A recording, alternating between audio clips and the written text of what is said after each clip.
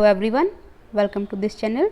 In this video we are going to read chapter number 2, Bringing Up Kari from English NCERT book class 7 An Alien Hand. ये कहानी है एक 9 साल के बच्चे की और उसके दोस्त एक छोटे 5 महीने के हाथी की।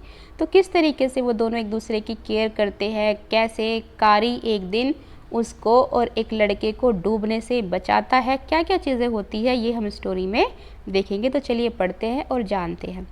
Kari, a 5 months old baby elephant, lives and grows up with his 9 years old friend and keeper. कारी जो कि एक 5 महीने का छोटा हाथी का बच्चा था, वो रहता था अपने 9 साल के दोस्त या कह सकते हैं उसका केयर टेकर, उसका ध्यान रखने वाला उसके साथ। वही उसको बड़ा कर रहा था, उसका ध्यान रखता था। कारी डजेंट ईट मच, कारी ज़्यादा नहीं खाता था। Just about 16 kilograms of delicious twice a day, खाता था तो कितना, रोज़ 16 किलो स्वादिष्ट हरी हरी टहनियाँ per day. Playful and sensitive, कारी जो था वो बहुत ही प्लेफुल था और साथ ही साथ सेंसिटिव भी था, भावुक था। कारी saves a boy from drowning, और कारी ने एक दिन एक लड़के को डूबने से बचाया। ड्राउनिंग का मतलब होता है डूबना। Kari the elephant was 5 months old when he was given to me to take care of.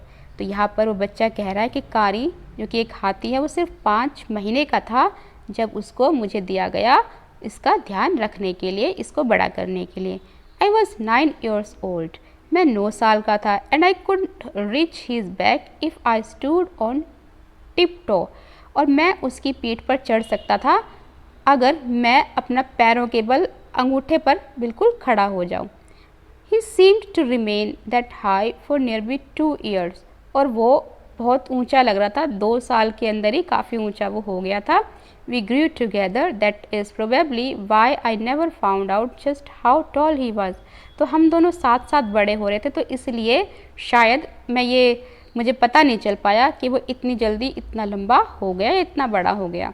He lived in a pavilion, वो एक पेवेलियन में रहता था, मतलब एक तंबू टाइप बनाया हुआ था उसके लिए। अंडर अ थेस्ट रूफ, जिसकी एक छप्पर वाली छत थी। थेस्ट मतलब छप्पर टाइप, फूस का जिसे कह सकते हैं। विच rested on 3 thick tree stumps so that it could not fall in when Kari bumped against the pole as he moved about, और साथ ही साथ उसको एक सहारा दिया गया था एक ट्री के तने से, काफ़ी मोटा तना था जिससे कि जो छप्पर है वो टूट के गिरे ना जब कारी उसमें टक्कर मारे या खेले या कुछ भी करे। ठीक है। One of the first thing Kari did was to save the life of a boy, और एक चीज़ जो कारी ने की थी वो बचाई थी उसने एक लड़के की जान। Kari did not eat much but he nevertheless needed 40 pounds of twice a day to chew and play with. Kari ज़्यादा तो नहीं खाता था लेकिन फिर भी उसको ज़रूरत होती थी करीब 40 पाउंड टहनियों की एक दिन में चबाने के लिए या उनके साथ खेलने के लिए। Every day I use to take him to the river in the morning for his bath, और हर रोज़ सुबह मैं उसको नहलाने के लिए नदी पर लेकर जाया करता था। He would lie down on the sand bank, और वो क्या करता था, किनारे पर जो रेत पड़ी होती थी नदी के, वहाँ पर पूरे तरीके से लेट जाया करता था। While I rubbed him with the clean sand of the river for an hour, जब मैं उसके शरीर पर साफ रेत से मसाज करता था, मलता था, उसके शरीर को साफ करता था करीब 1 घंटे तक। After that he would lie in the water for a long time, और उसके बाद वो लंबे टाइम तक पानी में रहता था। On coming out his skin would be shining like ebony, और उसके बाद जब वो बाहर निकल के आता था तो उसकी जो स्किन थी ना वो चमक रही होती थी। And he would squeal with pleasure as I rubbed water down his back, और वो काफ़ी खुश रहता था, उछलता था खुशी के साथ जब पानी से उसकी बैक पर मैं मसाज करता था, मतलब उसको अच्छे से मल मल के नहलाता था। Then I would take him by the ear because that is the easiest way to lead an elephant, और उसके बाद मैं उसको कान पकड़ के आसानी से ले जाया करता था। And leave him on the edge of the jungle, और उसको जंगल में किनारे पर छोड़ देता था। While I went into the forest to get some delicious twigs for his dinner, जब मैं उसके लिए घने जंगल में टहनियाँ लेने के लिए जाता था जिससे कि वो अपना रात का खाना खा सके, डिनर कर सके। One has to have a very sharp hedge to cut down these twigs. और इसके लिए मुझे ज़रूरत होती थी बहुत ही पैनी कुल्हाड़ी की। हैच से मतलब है यहाँ पर कुल्हाड़ी, इन टहनियों को काटने के लिए। It takes half an hour to sharpen the haste, और इस कुल्हाड़ी को शार्प करने में, नुकीला बनाने में, इसकी धार करने में मुझे करीब आधा से 1 घंटा लग जाता था। ठीक है, because if a twig is mutilated an elephant will not touch it, कि अगर ये जो ट्वाइग है वो म्यूटिलेटेड नहीं होता तो ये जो एलिफेंट है वो इसको टच नहीं करता, मतलब हरी हरी नहीं होती, सॉफ्ट नहीं होती, अच्छे से कटी नहीं होती, तो ये इसको खाता नहीं बिल्कुल भी। It was not an easy job to get twigs and saplings for Kari. अब कारी के लिए टहनियाँ लेकर आना, खाने के लिए पत्ते या जो भी कुछ वो खाता है वो सब लेकर आना कोई ईजी काम नहीं था, आसान काम नहीं था। I had to climb all kinds of trees to get the most delicate and tender twigs, और मुझे अलग अलग तरह के पेड़ों पर चढ़ना पड़ता था उसके लिए, टहनियाँ लाने के लिए, जिससे कि वो काफ़ी सॉफ्ट हो और आसानी से वो चबा सके। As he was very fond of the young branches of the banyan tree which grows like a cathedral of leaves and branches, क्योंकि वो बड़ा शौकीन था, उसको चाहिए थी banyan ट्री की जो शाखाएँ होती हैं बिल्कुल एक कह सकते हैं कोमल कोमल छोटी, उसको खाने का। I was gathering some one spring day in March, एक दिन, ये मार्च की बात है, बसंत का महीना, मैं उसके लिए ये सब इकट्ठा कर रहा था लकड़ियाँ। When I suddenly heard Kari calling to me in the distance, तभी मैंने अचानक सुना कि जो कारी है वो मुझे दूर से बुला रहा था, आवाज़ लगा रहा था, जैसे वो अपनी आवाज़ में चिंघाड़ते हैं वैसे। As he was still very young, क्योंकि वो अभी भी काफ़ी छोटा था। The call was more like that of a baby than an elephant, और जो उसकी आवाज़ थी वो अभी भी एक छोटे हाथी के बच्चे जैसी थी, ना कि एक एडल्ट हाथी जैसी। I thought somebody was hurting him, मुझे लगा कि कोई उसको परेशान कर रहा है, उसको नुकसान पहुंचा रहा है या मार रहा है। So I came down from my tree, तो इसीलिए मैं अपने ट्री से उतरकर नीचे आ गया जिस पर कि मैं टहनियाँ काट रहा था उसके लिए। And run very fast to the edge of the forest, और काफ़ी तेज़ में भागा जंगल के उस कॉर्नर तक पहुंचने के लिए जहाँ पर मैंने कारी को छोड़ा था। Where I had left him but he was not there, लेकिन वो वहाँ पर नहीं था। I looked all over but I could not find him, मैंने चारों ओर देखा उसको, लेकिन मैं कहीं भी उसको ढूंढ नहीं पाया। I went near the edge of the water, और फिर मैं पानी के किनारे पर गया, मतलब नदी के किनारे पर गया। And I saw a black something struggling about it's surface, और मैंने देखी कुछ ब्लैक कलर की चीज़ जो कि पानी लुक्ड ऑल ओवर, मैंने चारों ओर देखा but I could not find him, लेकिन मैं उसको नहीं ढूंढ पाया। I went near the edge of the water, और फिर मैं नदी के किनारे गया। And I saw a black something struggling above its surface, और मैंने देखा कि कुछ काले रंग की चीज़ जो कि संघर्ष कर रही है ऊपर आने के लिए, सतह पर आने के लिए। Then it rose higher and it was the trunk of my elephant, और फिर वो ऊपर उभर के आ गया, निकल के आ गया, और वो क्या था, वो था मेरे हाथी का सूंड। I thought he was drowning, मैंने सोचा कि वो डूब रहा था। I was helpless because I could not jump into the water, मैं हेल्पलेस था क्योंकि मैं उसको बचाने के लिए पानी में नहीं कूद सकता था। Save the 400 pounds of him, 400 kilo का वो था, उसको बचाने के लिए मैं पानी में नहीं कूद सकता था। Since he was much higher than I, क्योंकि वो मुझसे बहुत ज़्यादा भारी था। But I saw his back rise above the water, लेकिन मैंने देखा कि जो उसकी पीठ थी वो पानी से ऊपर आ गई थी। And the moment he caught my eye, और जैसे उसने मेरी नज़रों को पकड़ा, मतलब मुझे देख लिया, ही बिगिन टू ट्रम्पेट, उसने चिंघाड़ना शुरू कर दिया। And struggle up to the shore, और स्ट्रगल करके वो किनारे तक आ गया, तट तक आ गया। देन स्टिल ट्रम्पिंग, और फिर भी चिंघाड़ता रहा। He pushed me into the water, और उसने मुझे धकेल दिया पानी के अंदर। And as I fell into the stream, और जैसे मैं पानी के अंदर गिरा, I saw a boy lying flat on the bottom of the river, मैंने देखा कि एक लड़का पानी में लेटा हुआ था, फ्लैट लेटा हुआ था, गिरा हुआ था, मतलब कहने का, he had not altogether touched bottom but was somewhat afloat, तो वो एक कहने का मतलब है कि नदी के तल तक नहीं पहुंचा था, डूबा नहीं था, जबकि वो तैर रहा था थोड़ा सा, है ना, बच गया था, तैर रहा था किसी तरीके से, लेकिन अगर उसको नहीं बचाया जाता तो वो शायद डूब जाता। I came to the surface of the water, तो मैं पानी के सतह पर उतरा to take my breath, and there Kari was standing his feet planted in the sand bank. और मैंने अपना सांस ली किसी तरीके से और पाया कि जो कैरी है वहाँ पर खड़ा हुआ था और उसने अपने जो पैर थे वो टिकाए हुए थे जो रेत है वहाँ पर, किनारे पर जो रेत पड़ा हुआ था उसके ऊपर जमाए हुए थे उसने पैर। And his trunk stretched out like a hand waiting for mine. और उसने अपना जो सूंड था वो मेरी तरफ बढ़ाया हुआ था जैसे कि वो मेरा इंतज़ार कर रहा हो। एक सूंड को हाथ की तरह उसने मेरी तरफ बढ़ाया। I dived down again and pulled the body of the drowning boy to the surface. मैं दोबारा से एक गोता लगाया पानी के अंदर मैंने, और उस लड़के की जो डूब रहा था उस लड़के की बॉडी को मैं खींचकर बाहर सरफेस पर ले आया, धरातल पर ले आया पानी के। But not being a good swimmer, लेकिन एक अच्छा तैराक ना होने के कारण आई कुड नॉट स्विम अशोर, मैं तैरकर किनारे तक नहीं पहुंच पाया था। And the slow current was already dragging me down. Current का मतलब यहाँ पर लहर है, और जो पानी की एक लहर थी जो काफ़ी धीमी थी वो मुझे खींच रही थी नीचे की तरफ पानी में, नदी में। Seeing us drift by the current in the current, और हमें देखकर कि हम पानी के बहाव में जा रहे हैं, ड्रिफ्ट का मतलब है बह जाना लहर में। कारी हु वॉज यूजली स्लो, कारी जो कि काफ़ी धीमा था, एंड पॉन्ड्रस, और कहने का मतलब यहाँ पर वजनदार, पॉन्ड्रस का मतलब वजनदार, काफ़ी वजनदार भी था।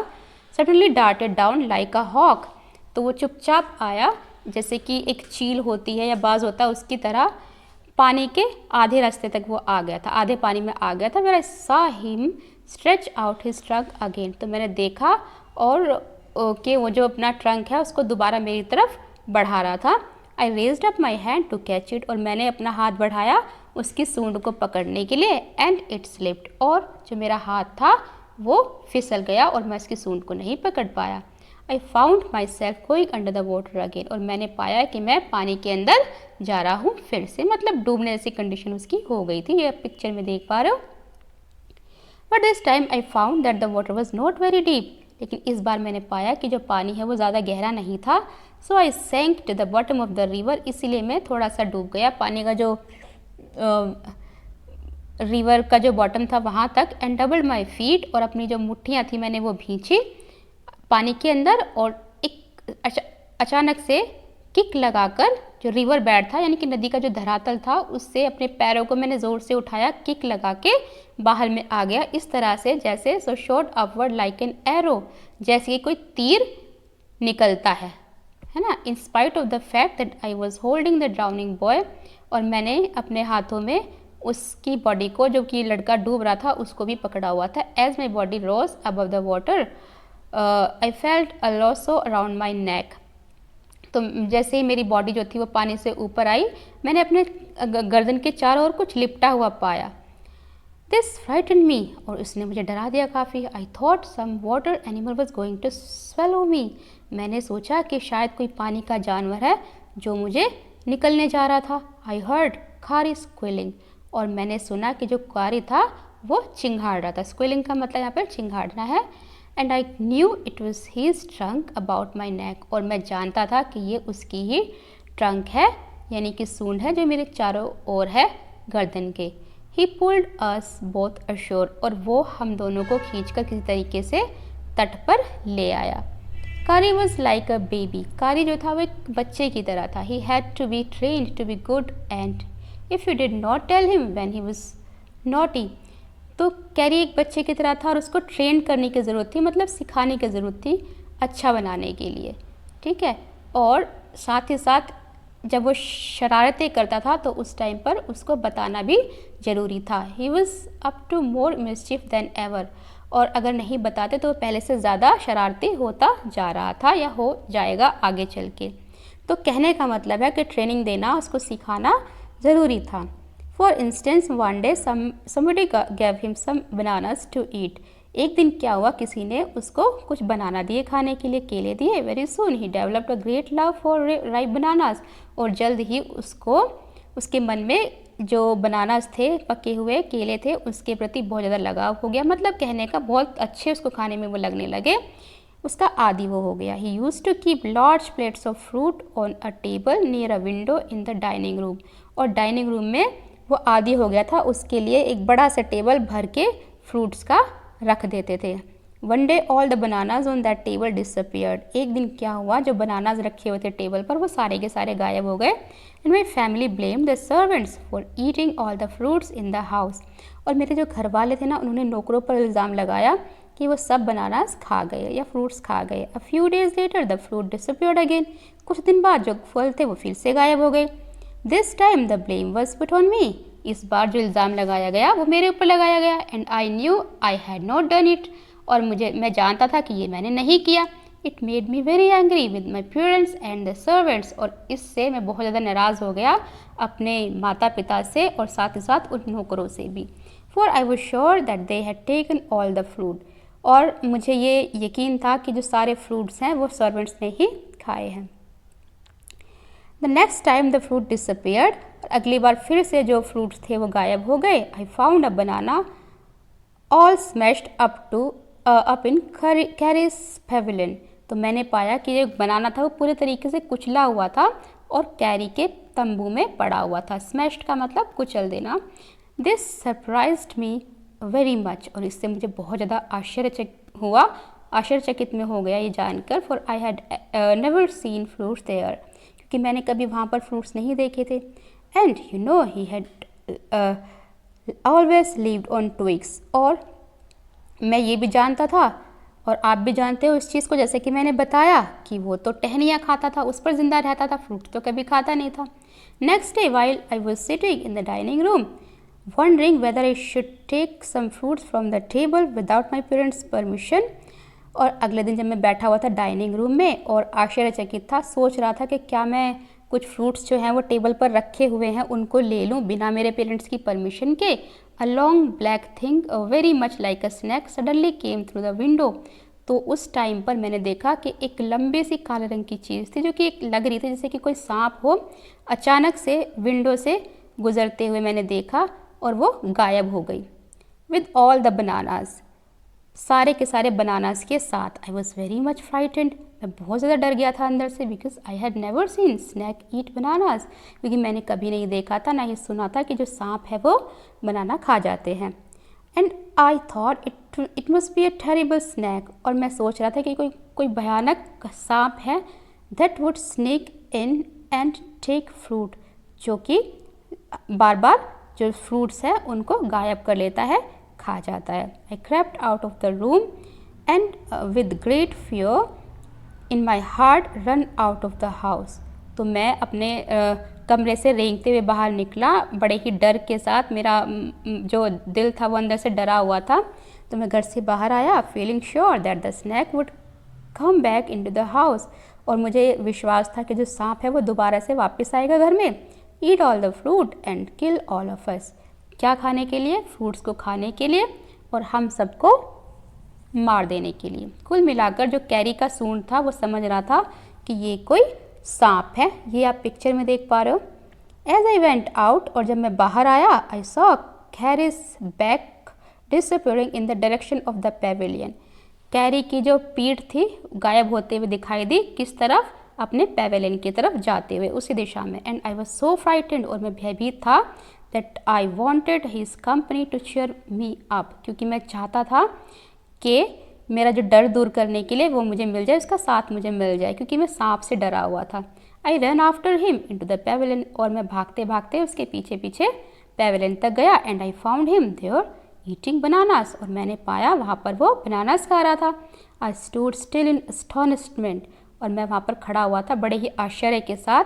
The bananas were lying strewn all around him, और उसके चारों ओर जो बनानास थे वो बिखरे हुए पड़े थे। स्ट्रीवन का मतलब बिखरे हुए पड़े होना।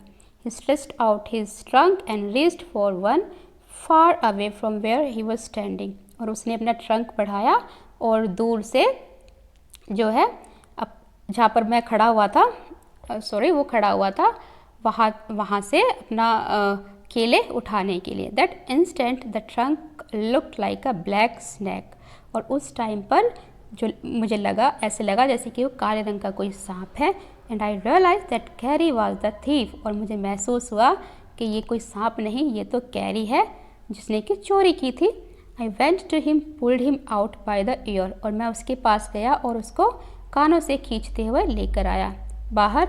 And joylessly showed me parents, और उसको अपने माता पिता को दिखाया that it was Kari and not I, खुश होते हुए कि ये मैंने चोरी नहीं की थी, मैं नहीं था वो, जबकि ये तो कैरी था, कारी ने ही ये बनानास खाए थे, एंड नॉट आई, मैंने नहीं। I that had eaten all the fruits these many weeks then I scolded him, और कहा कि जो सारे बनानास खाए हैं पूरे हफ्ते वो मैंने नहीं खाए, इस कारी ने खाए हैं। देन आई स्कोल्डेड हिम, और फिर मैंने इसको डांटा। For elephants understand words as well as children, and I said to him next time I see you stealing fruit you will be whipped। इस तरह से उसको डांटा मैंने, और वो समझ भी गया मेरे शब्दों को, जिस तरह से बच्चे समझ जाते हैं ऐसे ही वो भी समझ गया था कि नेक्स्ट टाइम अगर मुझे दिखाई दिया कि तुमने चोरी करके फ्रूट्स को खाया है तो तुम्हें मार पड़ेगी। He knew that we were all angry with him, और वो जानता था कि हम सब उससे गुस्सा हैं, इवन द सर्वेंट्स, नौकर भी। His pride was so injured, उसका जो गर्व था उसको एक तरीके से कह सकते हैं क्षति पहुंची थी, that he never stole another thing from the dining room, और उसने फिर कभी वो चीज़ें जो है वहाँ से डाइनिंग रूम से नहीं चुराई। And from then on if anybody gave him any fruit he always squealed as if to thank them, और उसके बाद जब कभी भी कोई से फ्रूट्स देता था खाने के लिए तो वो स्क्विल्ड करता था, मतलब कि चिंघाड़ता था, जैसे कि वो उनको धन्यवाद कह रहा हो। An elephant is willing to be punished for having done wrong, और जो एलिफेंट था वो मतलब एक तरीके से उसकी इच्छा थी कि पनिशमेंट उसको मिले कि जो भी उसने गलत किया है, मतलब कि जो चोरी करके उसने केले खाए हैं उसके लिए इसको सज़ा मिलनी चाहिए। But if you punish him without any reason he will remember it and pay you back in your own coins, लेकिन अगर तुम उसको बिना किसी रीज़न के पनिश करोगे, सज़ा दोगे, तो वो याद रखेगा इस चीज़ को और तुमसे बदला लेगा अपने एक एक कॉइन का। यहाँ पर ये लिखा हुआ है, एक एक कौड़ी का तुमसे बदला लेगा। An elephant must be taught when to sit down, एक एलिफेंट को सिखाना चाहिए कि कब बैठना है, व्हेन टू वॉक कब चलना है, व्हेन टू गो फास्ट कब तेज़ चलना है, and when to go slow कब धीरे चलना है, ये सब उसको सिखाना चाहिए। You teach him this things as you teach a child, और उसको ये सारी चीज़ें सिखानी चाहिए जैसे कि एक बच्चे को सिखाया जाता है। इफ़ यू से धत and pull him by the ear he will gradually learn to sit down, अगर तुम उसको धत कहोगे, थोड़ा सा डांटोगे और कानों से पकड़ोगे खींच के, तो वो धीरे धीरे सीख जाएगा कि यहाँ पर क्या बोला गया है, उसको बैठने के लिए बोला है। Similarly, if you say Mali and pull his trunk forward, he will gradually learn that it is a signal to walk. अगर तुम कहोगे माली और उसकी सूंड को थोड़ा सा खींचोगे आगे की तरफ, तो वह समझ जाएगा, धीरे धीरे सीख जाएगा कि उसको बोला जा रहा है चलने के लिए।